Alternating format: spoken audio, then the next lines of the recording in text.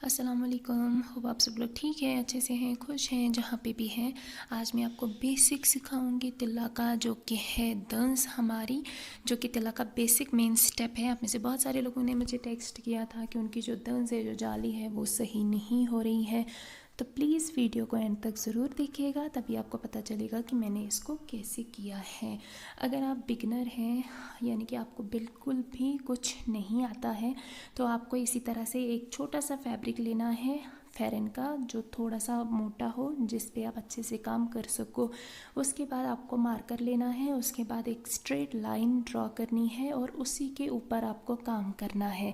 क्योंकि as a beginner अगर आप लाइन के ऊपर काम नहीं करेंगे तो आपकी जो जाली है वो बिल्कुल भी अच्छी नहीं होगी, यानी कि जो दंस है वो सही से नहीं आएगी।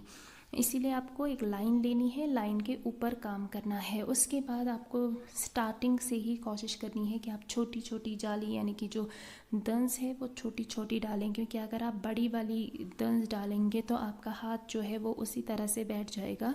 फिर उसको छोटा करने में, यानी कि नॉर्मल पे लाने में आपको काफ़ी टाइम लगेगा। कोशिश करनी है कि आप स्टार्टिंग से ही जाली छोटी डालें और लाइन के ऊपर स्ट्रेट चलें, ताकि आपकी जाली जो है वो सही से बैठे भी और आपका जो हाथ है वो भी स्मूथली चल सके।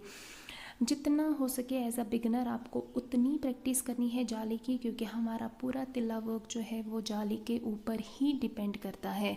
आपको ध्यान रखना है कि जब भी आप जो भी आप नीडल यूज़ कर रहे हैं वो आपको दोनों तरफ से बहुत नज़दीक नज़दीक डालनी है। यानी कि जब हम एक जाली के बीच में से सुई डालते हैं नीचे की तरफ, वो भी आपको नज़दीक निकालनी है, और अब जब हम नीचे से सुई ऊपर की तरफ डाल रहे हैं तो वो भी आपको नज़दीक ही निकालनी है। अगर आप दूर निकालेंगे तो एक जाली और दूसरी जाली के बीच में जो है वो गैप आएगा।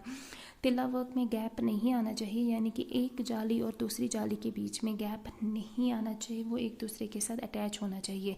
और इसके लिए ज़रूरी है कि आपकी जो नीडल है उसको आप नज़दीक नज़दीक निकालें। आप उसको नज़दीक निकालेंगे तो आपकी जाली जो है वो टाइट आएगी, यानी कि एक दूसरे के साथ अटैच आएगी। प्लस आप बिगनर हैं तो आपकी जो नीडल का थ्रेड है, यानी कि जो धागा है, वो आप छोटा लीजिए। जितना कम आप धागा रखेंगे उतना ही टाइट आपका जो तिल्ला है वो आएगा, और आपका काम जो है वो उतना साफ भी होगा और आपको करने में आसानी भी होगी। एज अ बिगनर अगर आप धागा जो है, यानी कि थ्रेड जो है, वो नीडल का बहुत ज़्यादा लेंगे तो आपकी जो जाली है वो बिल्कुल भी अच्छी नहीं बनेगी। वो ढीली ढीली रहेगी, वो टाइट नहीं आएगी, उस वजह से फिर वो सेपरेट भी दिखेगी। तो कोशिश करिए कि आप धागा कम रखें, यानी कि बहुत कम धागा लें। कोई बात नहीं है, आपको बार बार धागा सुई में डालना पड़ेगा, लेकिन आपका काम जो है वो अच्छा आएगा। स्ट्रेट लाइन के ऊपर चलना है, जिस तरह से यहाँ पे मैं स्ट्रेट कर रही हूँ। अब मुझे आदत है तो मैं स्ट्रेट ही चल रही हूँ।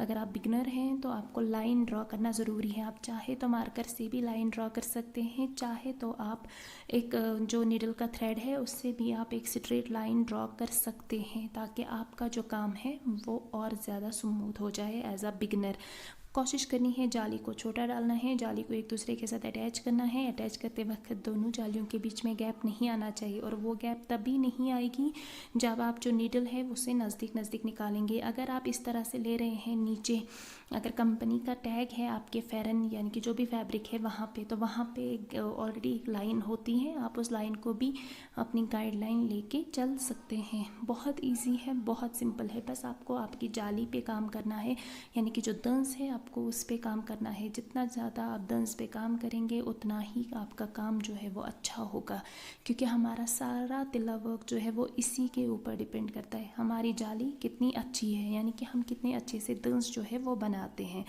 बाकी जो डिज़ाइनस है वो इसी के ऊपर डिपेंड करते हैं। जल्दी मिलती हूँ मैं मेरे नेक्स्ट वीडियो में, तब तक के लिए खुश रहिए। अल्लाह हाफ़िज़।